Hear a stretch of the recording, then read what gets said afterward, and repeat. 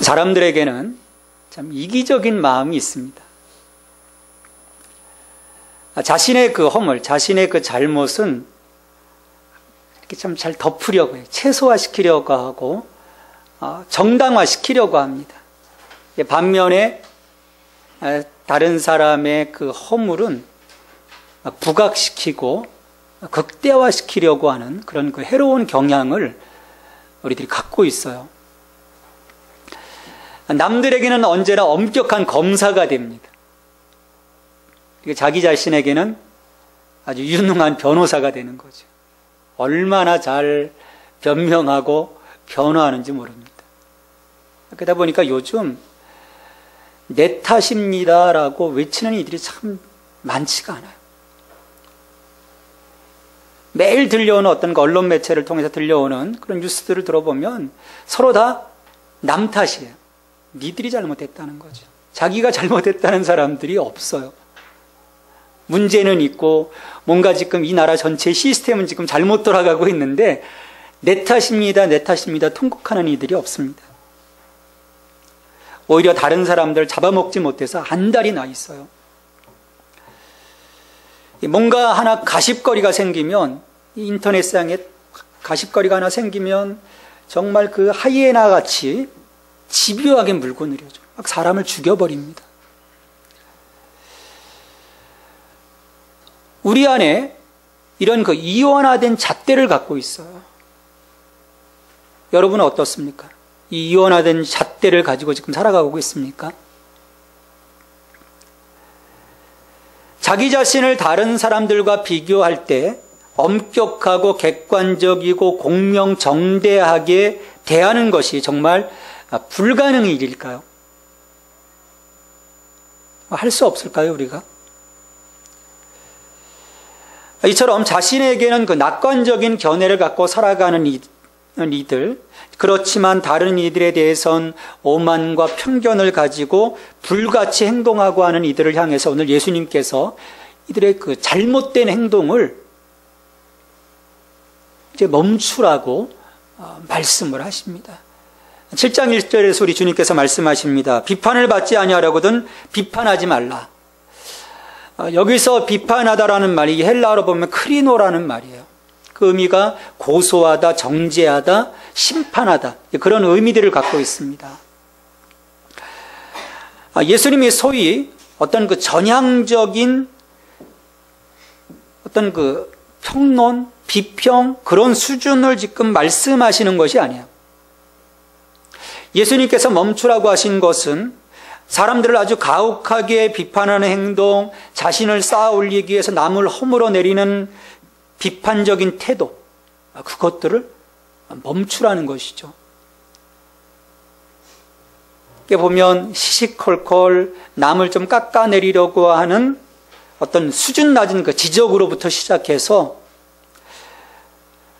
남을 쉽게 정죄하고 죄인 취급하는 행동을 그치라 말씀하시는 거예요. 참 그런 일들이 많은 것 같아요.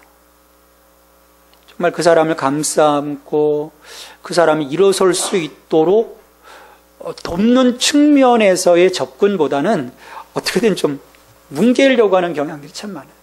학교에서도 그렇고 직장에서도 그렇고 심지어 교회 안에서도 그런 일들이 일어납니다. 이런 비판의 행동을 우리는 너무도 쉽게 행하곤 합니다. 어쩌면 많은 사람들이 사람들의 흠을 잡아내는 것을 즐기고 있는 것이 아닌가 생각할 정도로 참 이런 일들이 비일비재해요. 하지만 사람들은 그것이 얼마나 심각한 결과를 가져오는지 잘 모르는 것 같아요. 그는 상대방을 죽이는 것뿐만 아니라 실은 자기도 죽는 일이거든요. 남을 향해서 쏘아 붙였던 그 비난의 화살이 결국에는 자기에게로 다 되돌아오게 되어 있습니다. 그래서 오늘 예수님께서 말씀하시는 거예요. 비판받지 아니하려거든 비판하지 말라. 여러분, 예수님이 비판받지 아니하려거든 비판하지 말라고 말씀하셨는데 누구에게서 비판받는 것을 말씀하시는 걸까요? 내가 지적질했던 그 사람으로부터 또다시 비판받는 것, 그걸 의미하는 걸까요? 여러분, 그런 단순한 비판의 수준이 아닙니다. 여기에서의 비판은 하나님께로부터 오는 심판입니다. 종말론적인 심판을 말하죠.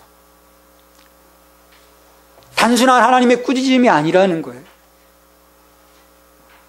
함부로 남들을 판단하고 상처 주고 헐어내리고 정죄하고자 하면 그런 행동의 결과 결국 하나님 심판대 앞에 우리가 서게 된다는 것이죠. 우리 로마서 14장 10절 말씀에서 사도 바울은 그런 고백을 합니다. 내가 어찌하여 내 형제를 비판하느냐? 어찌하여 내 형제를 업신여기느냐? 우리가 다 하나님의 심판대 앞에 서리라. 하나님 앞에 심판대 앞에 서게 될 거라는 거예요. 왜 하나님께서 이 형제를 비판하는 자를 심판하실까? 왜 이렇게 하나님이 강력하게 대처하실까? 여러분 생각해 보셨습니까? 왜 하나님이 이렇게 행동하실까? 다른 누군가를 비판하는 것은 마치 내가 하나님인 것처럼 나 자신을 그의 감독자로 세웠기 때문입니다. 선악간에 판단하시는 분은 하나님뿐이시라는 거예요. 정죄하고 심판하는 분, 재판관은 하나님이시라는 것입니다. 우리가 사람 앞에서 재판관이 아니라는 거예요. 우리가 도울 수는 있어도 보면은 보이잖아요. 약점이 보이지 않습니까? 그럼 가서 내가 도와주면 되는, 돕는 배필로서의 역할은 가능한 거예요. 근데 정죄하고 심판하고 판단하고 죽이는 일은 하나님 몫이라는 거예요. 우리 창세기 2장에 보면 하나님께서 에덴 동산을 창설하시고 이제 좋은 환경을, 그 하나님 나라의 그 환경을 마련해 주시죠. 각종 나무의 그 열매들은 다 먹게 해주세요. 생명나무의 열매까지도 먹게 해주셔서 그들의 그 생명이 지속될 수 있도록. 근데 하나님께서 하나를 금하시죠. 선악을 알게 하는 나무는 따먹지 말라. 먹는 날에는 정령 죽으리라. 따먹는 날에는 정령 죽으리라 말씀하셨어요. 그것은 뭐냐면 하나님의 선을 넘지 말라는 것입니다. 선과 악을 판단하는 건 하나님이다. 내 선을 넘지 말라는 거예요. 하나님처럼 되려고 하지 말라는 것이죠. 그런데 뱀은 하와에게 그런 유혹을 합니다. 너 이거 먹으면 하나님처럼 될 수 있어.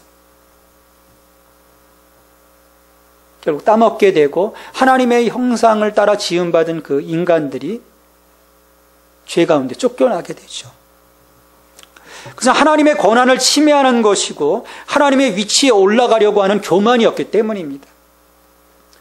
이처럼 너희가 비판받지 아니하려거든 비판하지 말라고 예수님께서 강력하게 말씀하시는데, 그러면 어떻게 이 말씀에 우리가 순종해야 합니까? 어떻게 이 말씀을 우리 삶에서 적용할 수 있을까요?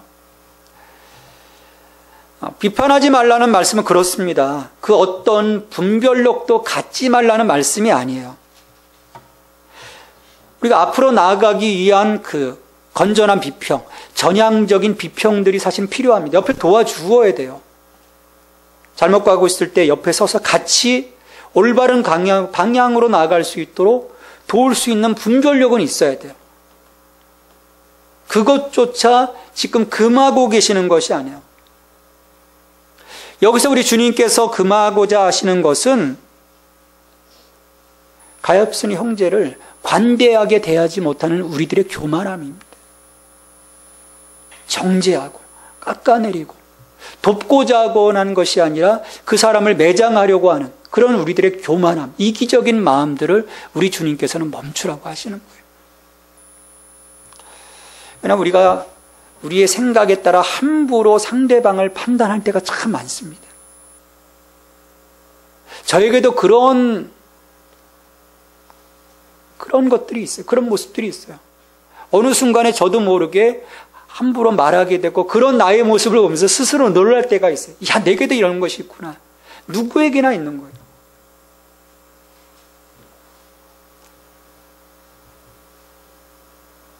더욱이 비판받지 아니하려거든 비판하지 말라는 예수님의 말씀은 성경에서 가장 흔히 잘못 인용되는 부분 가운데 하나예요. 누군가 막 비판하려고 하면 딱 이 말씀 딱 돼요. 야, 비판받지 아니하려거든 비판하지 마. 어떤 그 비판적인 태도를 갖고 있는 사람을 또 이렇게 또 공격하는데 이 말씀을 우리가 종종 사용을 해요. 이건 잘못 적용하고 있는 것입니다. 말씀을 잘못 이해한 거예요. 예수님께서는 이 말씀을 우리 7장 이후에 이제 황금률에 대해서 나오는데 14절에 그 황금률을 부정적으로 적용하고 계시는 거예요. 그러니까 황금률은 뭡니까? 내가 대접받고자 하는 대로 대접하라는 거예요. 이건 반대로 부정적인 적용입니다. 우리가 종종 사람들에게 좀 그런 대우를 받고 싶지 않은 행동들이 있어요. 근데 나는 보면 그런 행동들을 하고 있거든요. 누군가 나에게 그런 어떤 비난하고 지적하면 정말 기분 나쁘단 말이에요. 근데 나는 똑같이 그런 기분 나쁜 감정을 나는 느끼는데 저 사람은 느낄까 그런 거 생각 없이 그대로 행한다는 거예요. 그리하지 말라는 거예요.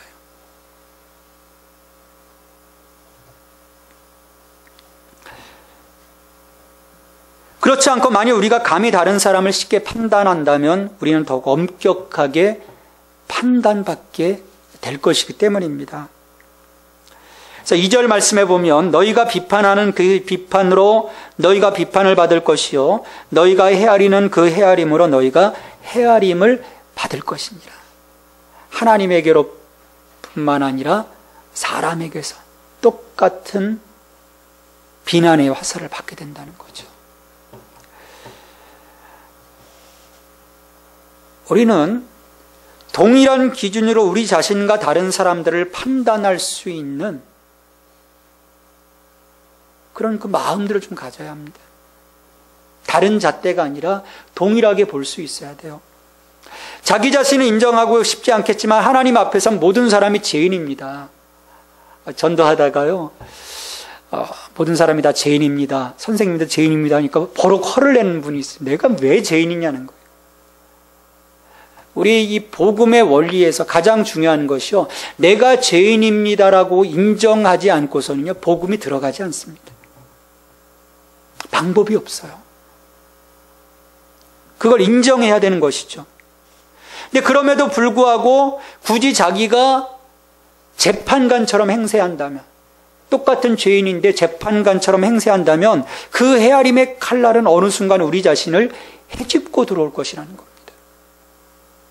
그래서 바울은 로마서 2장 1절에서 그러므로 남을 판단하는 사람아, 누구를 막론하고 내가 핑계하지 못할 것은 남을 판단하는 것으로 내가 너를 정죄함이니 판단하는 내가 같은 일을 행함이니라 말씀하고 있는 것입니다.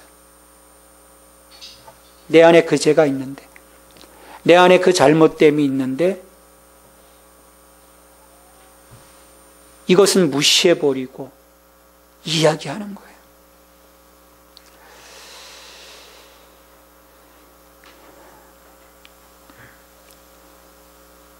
그럼에도 불구하고 사람들은요 참 자기를 긍정적으로 바라봐요. 초긍정적으로 바라봅니다. 아무 문제 없는 것처럼 여겨요. 남들이 볼 때는 어떤 그 다른 사람들의 그 모습에 비춰지는 모습 속에는 더 큰 악이 자리 잡고 있는데 참 너무 긍정으로 보는 거예요.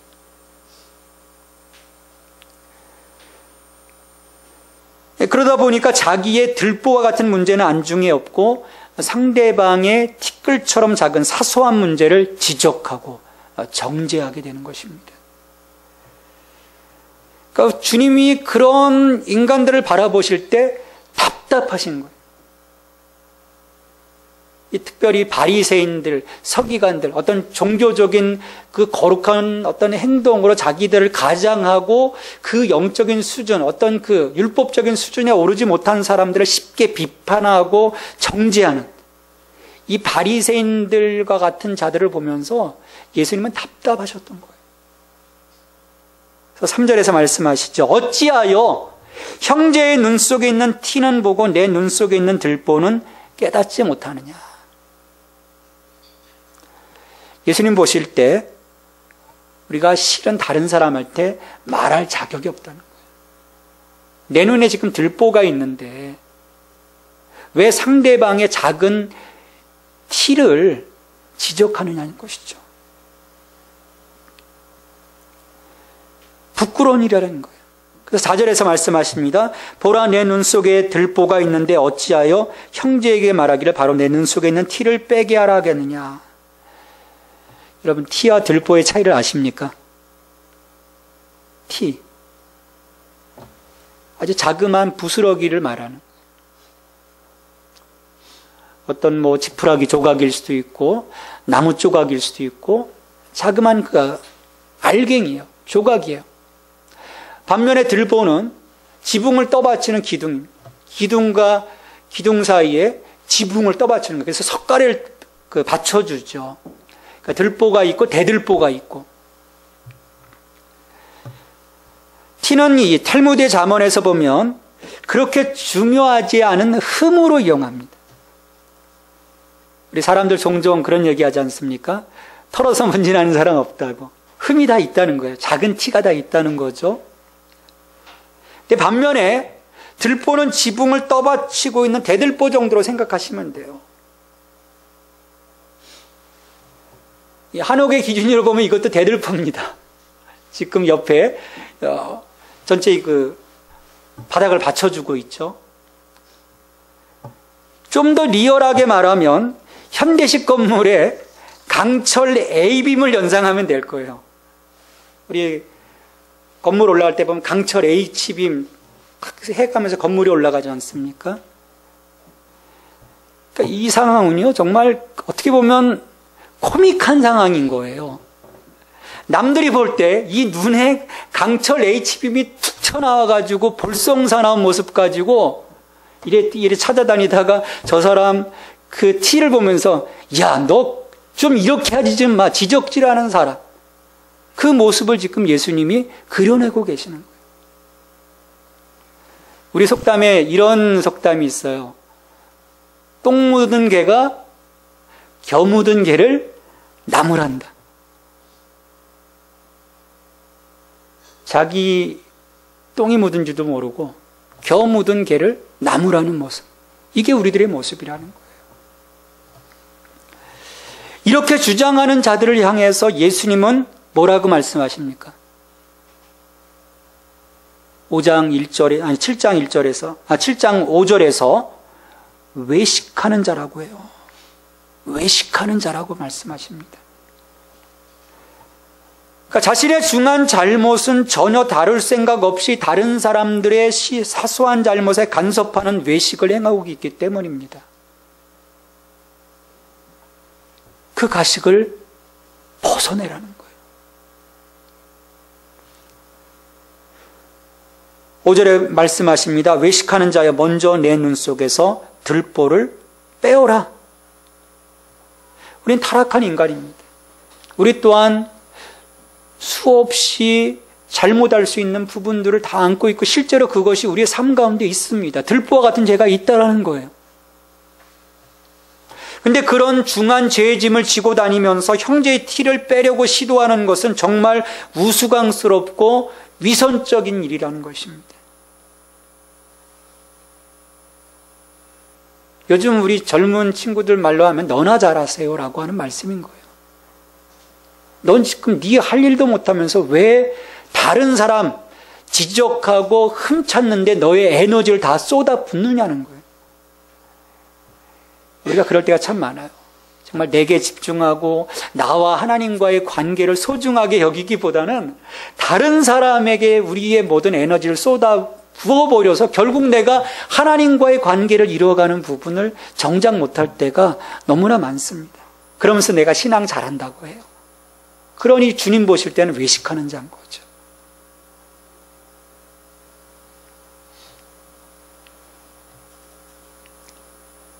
자기 죄를 회개하지 않고서, 죄로부터 자유하지 않고선 그 어떤 말도 사랑과 긍휼의 마음에서 나올 수가 없습니다. 하지만 이 일이 우리에게 잘 선행되지 않습니다. 남의 죄는 쉽사리 발견해내면서도 자신의 죄는 간과하기가 너무나 쉽기 때문이에요. 며칠 전 어느 신혼 부부와의 만남이 있었습니다. 얼마나 상대방의 흠을 지적해야 되는지 몰라요. 부딪히는 거, 쾅쾅 부딪히는 거. 얼마나 마음이 아팠는지 몰라요. 서로 자기 눈에 대들보는 깨닫지 못하고 상대방의 티끌, 작은 티끌에 집착하고 있는 모습은요, 우리 관계를 어그러뜨려 버립니다. 우리의 관계를 죽게 만드는 거예요. 이건 부모와 자녀의 관계도 마찬가지고요, 부부 관계도 마찬가지고요, 친구와 친구의 관계도 마찬가지입니다. 다 어그러지게 돼 있어요. 그러게 우리가 진정 믿음의 사람이라면, 하나님 앞에선 코람데오의 삶을 살고 있다면 남의 죄를 지적해내고 우쭐해대기보다는 자기 자신의 죄를 먼저 다룰 수 있어야 합니다. 남에게 교정하라고 먼저 주장하기 전에 자기부터 교정해야 돼요. 자기의 죄를 회개해야 합니다. 나를 씻어내야 돼요. 나의 삶을 돌아볼 수 있어야 합니다. 주님 앞에 무릎 꿇어야 돼요. 정말 겸손해져야 돼요. 예수님은 이처럼 들보를 빼내어야 밝게 볼 수 있게 될 것이고, 그런 연유에 형제의 눈 속에서 티를 빼라는 것입니다. 빼지 말라는 것이 아니에요. 빼라고 말씀하셨어요.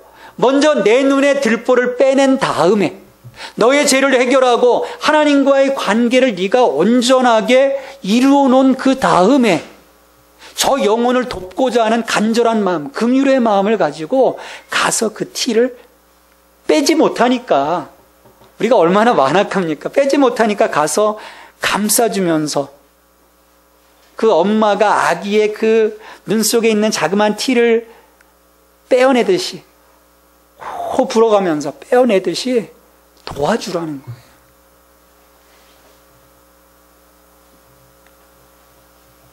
왜 이와 같은 순서가 필요할까? 내 대들보를 빼내는 것, 이 HV임과 같은 나의 죄를 빼내는 것, 이게 왜 필요할까? 이 순서가 왜 필요할까?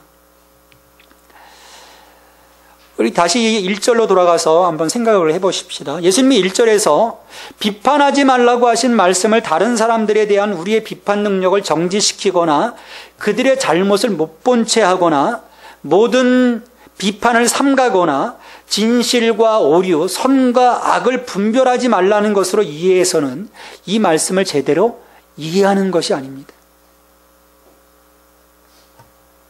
예수님은 자기 눈에 들보는 보지 못하면서 다른 사람을 비판하는 것이야말로 정직하지 못하고 외식적인 행동이라고 보시는 거예요. 좀 전에 말씀드린 것처럼 이 같은 삶은 바리새인들과 서기관들에게서 그 당시 극명하게 나타나고 있었어요. 그들만의 잣대를 가지고 다른 사람들 다 쳐낸 거예요. 하지만 예수님 보실 때 그들은 회칠한 무덤과 같았습니다. 왜? 그들 속에 온갖 더럽고 추악함이 있었어요. 하나님이 거부했던 그들의 삶이 있었습니다.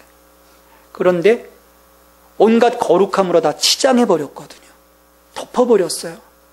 그들의 그 율법적인 행동으로 그 내면의 죄를 다 덮어버렸던 거예요.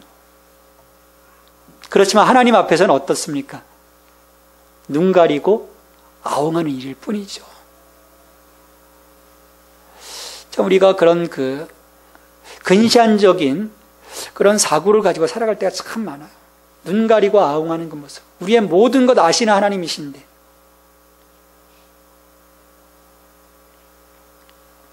예수님은 이와 같은 바리새인과 서기관들의 가장된 의를 능가하는 하나님 나라의 의로 채워지지 않고선 하나님 나라에 들어갈 수 없다고 하셨습니다. 그래서 우리가 지금 이 산상수훈을 통해서 이 부분을 계속 확인하고 있는 거예요. 하나님과의 관계를 통해서, 인간과의 관계를 통해서, 또 나의 그 내면의 문제들, 마음의 문제들을 통해서 우리가 정말 하나님 나라의 의를 어떻게 살아갈 것인가. 여러분, 이 부분은 심각한 부분입니다. 왜 우리의 삶이 변화되지 않을까? 왜 이 교회를 통해서 이 땅이 변화되지 않을까? 우리가 무슨 힘이 있다고? 아니요. 복음의 역사는 지난 2000년 동안 세상을 변화시켜 왔습니다. 수많은 사람들의 인생을 달라지게 했어요. 지옥과 같은 삶을 살던 사람들을 천국과 같은 삶을 살아가도록 만들어 주었습니다. 인생이 달라졌거든요. 왜 우리가 그런 능력 있는 삶을 살아내지 못할까? 우리가 이 산상수훈을 함께 나누면서 그 부분을 우리가 심각하게 고민해야 돼요. 왜 주님께서 이것들을 말씀하시는 걸까? 듣고 생각하고 마음에 새기고, 그리고 이 마음에 새겨졌던 것들이 손과 발과 눈과 입술을 통해서 실현되도록 하는 것. 그게 말씀이 인카네이션 된 삶인 거예요. 말씀의 화육이 내 삶 속에서 이루어지는 것이죠. 주님 그걸 원하시는 거예요. 그런 작업들을 좀 먼저 하라는 것이죠. 그러기 위해서는 빼내라는 거예요. 네 눈 속에 지금 들보가 있지 않느냐? 빼내라. 빼어내면 그 다음부터 또 다른 새로운 영적인 분별력을 가지고 살릴 수 있다는 거예요. 동시에 우리가 살아가는 것입니다. 우리는 바깥 세상을 향해 뭔가를 외치고 행동하기보다는 먼저 자신을 돌아보고 자신의 모습이 주님 앞에 부끄럽지 않도록 해야 합니다. 경건함에 있어서 외식하는 이 바리새인과 서기관들처럼 되어서는 아니 되는 거예요.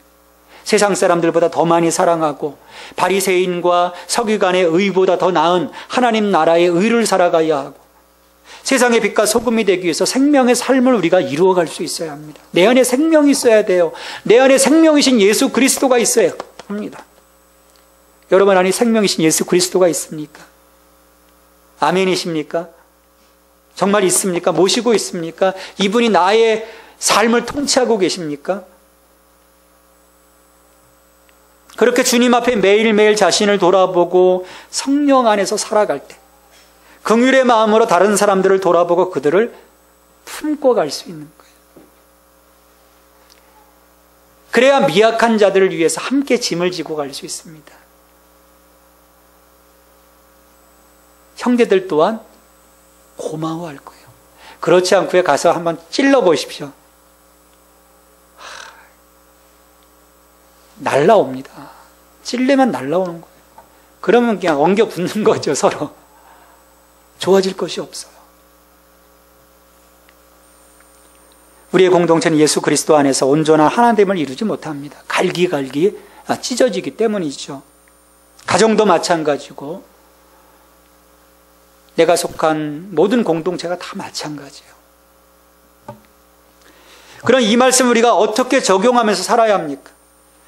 우리는 가혹하고 비난하기 좋아하고 유죄 판결을 하는 혹독한 재판관이나 우리 자신을 변호하면서 다른 사람을 비난하는 외식하는 자의 역할이 아니라 다른 사람들을 존중하여 먼저 우리 자신을 돌아보고 우리들의 들보를 빼낸 다음에 적극적으로 그들을 도우려 애쓰는 형제의 역할을 감당해야 합니다. 여러분이 옆에 계신 분들이 형제입니까? 아니면 재판관입니까? 심판자입니까?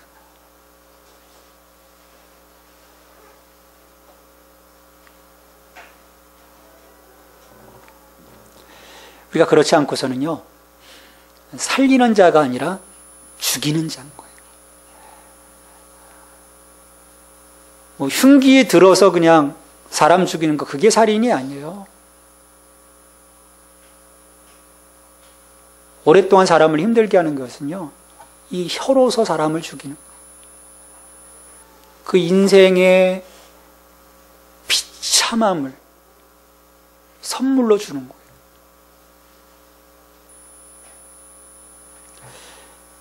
무엇보다도 우리가 다른 사람들을 용서하고 용납함으로써 우리는 하나님의 용서를 받고 다른 사람들을 용서할 수 있는 겸손과 회개와 감사에 대해 태도를 지닌 존재로 변화될 수 있는 것입니다.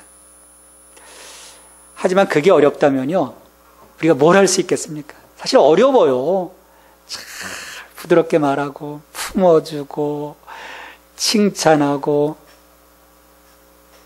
전에 있던 교회에서요, 그 목사님 그 칭찬에 대한 부분을 얘기를 해요. 옆에 사람 붙잡고 갑자기 예배 도중에도 3가지 칭찬하라는 거예요. 저 스트레스 많이 받았습니다. 그래서 제가 단독 목회하면 절대 이 짓은 안 하리라. 왜냐면 알거든요, 스트레스에서. 칭찬할 게 없어요. 보면 칭찬보다는 벌써 딱 우리의 눈에 스캔 딱 뜨면 흠만 보이는데 칭찬이 참 찾아지지가 않거든요. 그럼 이걸 우리가 어떻게 극복할 수 있을까? 워싱턴 DC에 그 사역하는 그 하워드 리스라는 분이 있어요. 그분은 네가 칭찬하거나 격려하거나 살리는 언어를 사용하지 못하면 입 다물라는 거예요. 침묵. 근데 쳐다보면서 인상 팍 쓰고 침묵하면 어떻게 됩니까? 마음이 드러나지 않습니까? 웃으면서 침묵하라는 거예요. 다물라는 거예요. 상대방이 뭐라고 하는 그 순간 마음이 아파오면 그냥 탁 다물고 그냥 씩 한번 웃어주라는 거예요. 그러다 보면, 근데 그렇지 못하고 받아치는 순간에요, 끝납니다. 왜냐하면 바닥들이 드러나거든요. 참 우리의 그 심성이 바닥 드러내기를 참 잘해요. 그냥 나중에는 보면 육두문자까지 나와요. 서로 친하게 지냈던 사람들이. 부부간에도 뭐 육두문자가 나오는 판인데요.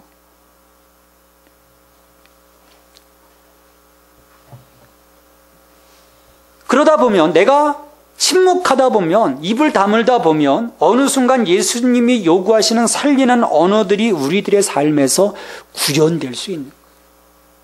내 내공이 올라오면. 내 내공이 뒷받침되지 않는 한 침묵하시면 돼요. 하지만 우리가 다른 사람과의 관계에서 하나님을 용서하지, 하나님의 그 용서를 나누지 않고 그에 참여하지도 않고 그 방법대로 살지도 않는다면 그분의 포옹을 받아들이거나 참여하거나 응할 수가 없어요. 여러분, 내가 하나님 은혜를요, 누릴 수가 없습니다. 그래서 용서하라는 거예요. 내가 누릴 수 없어요. 내가 강팍한 마음을 가지고 하나님의 은혜를 살아갈 수가 없습니다. 결국 그러다 보면 그 속에 하나님이 계시지 않은데 그 거룩함 속에 거하는 것처럼 외식하는 자로 살아가게 되는 거예요. 그게 바리새인이고 그게 서기관입니다. 그와 같이 사람들을 향해 용납과 긍휼과 사랑으로 다가가야 해요. 근데 하지만 어느 순간 우리에게 반드시 그 영적으로 선을 그어야 할 때도 있습니다. 상대방을 분별하고 내가 멈춰야 할 때가 있어요. 더 이상 나아가지 않고 품지 말아야 할 때가 있습니다. 한순간. 내 눈에 들보를 빼내고 형제의 눈에 티를 빼낸다고 말씀하셨는데, 실은 예수님이 그렇게 비유적으로 말씀하셨지만 나도 죄인이고 솔직히 앞에 있는 형제들도 죄인이거든요. 똑같은 죄인이에요. 죄의 문제는 말 몇 마디로 해결되는 것이 아니라 복음이신 예수 그리스도가 그 사람의 삶 속에 들어가야 합니다. 그래서 생명이신 예수 그리스도 앞에 회개하고 무릎 꿇도록 돕는 것이 티를 빼어내는 거예요. 야, 너 이거 잘못됐어. 이렇게. 사실은 그 수준이 아니라는 겁니다. 예수 그리스도의 십자가로 치유하는 것이죠. 근데 그런 복음이신 예수 그리스도를 가지고 그 사람의 인생 가운데 죄의 문제를 빼어내려고 했을 때 완강하게 그리스도를 저버릴 뿐만 아니라 복음을 짓밟고자 하는 상황에 맞부닥칠 때가 있습니다. 우리 종종 복음 전하다 그런 경우들 경험하신 분들이 있을 거예요. 여러분, 그러면 어떻게 하십니까? 옳다구나, 잘 걸렸다, 전의를 불태우시겠습니까? 내가 반드시 꺾고 말리라, 전의를 불태우시겠습니까? 오늘 말씀은 그 부분을 좀 얘기하고 있어요. 그리하지 말라는 거예요. 완악한 사람들에게 시간을 낭비하지 말라고 지금 경고하고 계시는 거예요.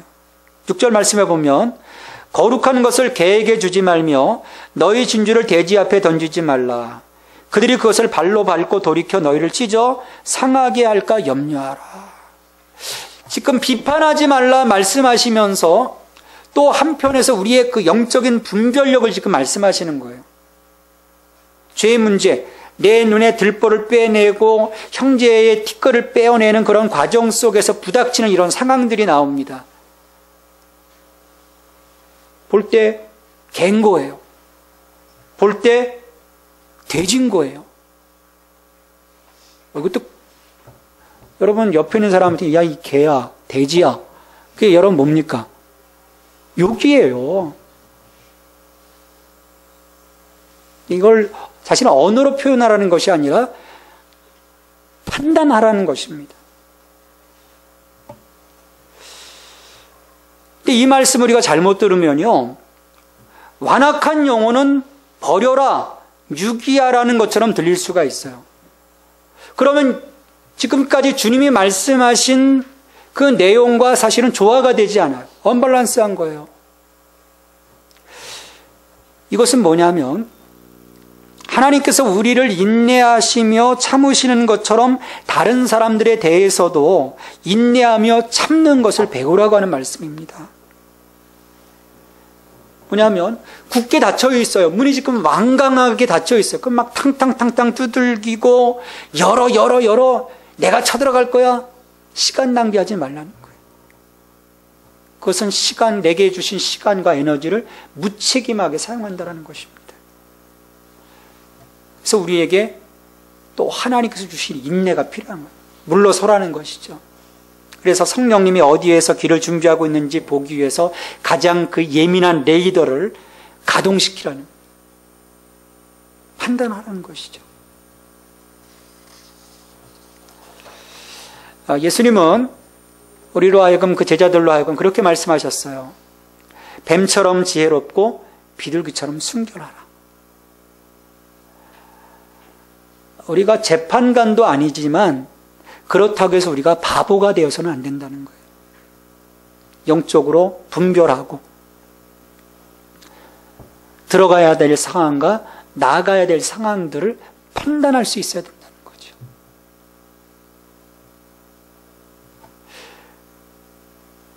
그래야 우리의 그 행함을 통해서 이 하나님의 나라, 이 복음의 역사가 확장될 수 있습니다. 그렇지 못할 경우 멈춰져 버리는 거죠. 우리들의 그 잘못된 행동 하나 때문에. 그 점에서 그리스도의 제자로서 우리의 삶의 중요한 열쇠 중 하나는 영적인 균형입니다. 다른 사람들 품을 수도 있지만 정확하게 분별하고 성령 안에서 그 인도하심을 따라가는 적절한 균형이 우리 가운데 필요한 것입니다. 오늘 하나님 앞에서 형제를 살리는 자로 살아가기를 여러분들 결단할 수 있기를 바랍니다. 우리는 재판관이 아닙니다. 다른 사람을 정죄하는 것은 그들로 하여금 사랑의 공동체로 들어오는 것을 차단하는 행동입니다. 최후의 심판자는 우리 하나님 뿐이십니다. 선악간에 판단하시는 분. 심판주로서 오늘 우리 가운데 임해 계신 하나님이시죠. 하나님의 자리에 오르려고 했다가 하나님의 형상으로 창조된 인간은 넘어졌습니다. 그 헛된 삶이 반복되지 않도록 예수님은 우리 가운데 경고하고 계시는 거예요. 그러게 오늘 우리는 사람을 살리는 중보자로서, 제사장으로서 하나님 나라의 의를 가지고 다른 사람들과의 올바른 관계를 이루어가며 살아갈 수 있어야 합니다. 그리고 끊임없이 그 과정에서 성령의 조명을 통해서 내가 어느 길에 서 있는지 우리 자신을 돌아볼 수 있어야 돼요. 내 말이 정말 살리는 언어로 지금 나아가고 있는지, 내 말이 죽이는 언어로 나아가고 있는지 나의 삶을 조명해 보아야 합니다. 그때 우리가 곁길로 빠지지 않고요, 생명의 길로 달려가게 될 겁니다. 그리고 이 땅에서 하나님 나라를 살아갈 거예요. 그리고 나를 통해서 수많은 사람들이, 내 가정이, 내 형제들이, 내 친구들이, 나와 함께하는 동료들이 살아나게 될 것입니다. 하나님 아버지, 참 감사합니다. 저희들 은혜를 주시고 그 믿음 안에서의 그 삶의 결단을 통해서 이 땅 가운데 하나님의 얼굴로 살아갈 수 있도록 저희들을 세워주셨습니다. 그 부르심에 손들고 나온 저희들입니다. 하지만 가면서 우리에게 붙여주신 지체들을 우리가 상하게 하고 죽게 할 때가 참 많습니다. 아버지 하나님, 더 이상 우리가 사람들을 해하고 죽이는 자가 아니라 살리는 생명의 부양자로 살아갈 수 있도록 도와주시옵소서. 우리의 언어가 살아나게 하시고 우리의 마음이 살아나게 하시고, 주님, 그 긍휼의 마음, 은혜의 충만함의 그 마음들을 가지고 세상 가운데 나아가 다 품을 수 있게 도와주옵소서. 돕는 자가 되게 하여 주옵소서. 많은 자들이 예수 그리스도에게로 돌아올 수 있도록 돕는 복의 통로가 될 수 있도록 저희들을 사용하여 주시옵소서. 이 모든 간구를 예수님의 이름으로 기도하옵나이다. 아멘.